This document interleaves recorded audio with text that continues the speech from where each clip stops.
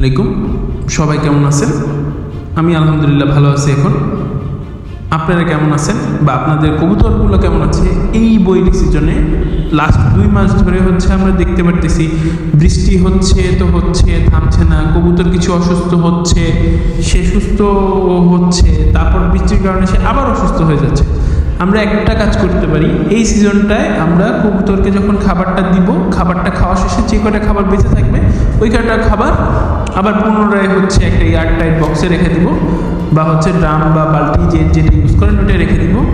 আর আরেকটা কথা সবাই এর মধ্যে একটা ভিডিও বা ফেসবুকে ছবি আপলোড করতেছেন যে আমার কবুতর খাচ্ছে, তারপর খাবার আবার ঝেড়ে ফেলে দিচ্ছে।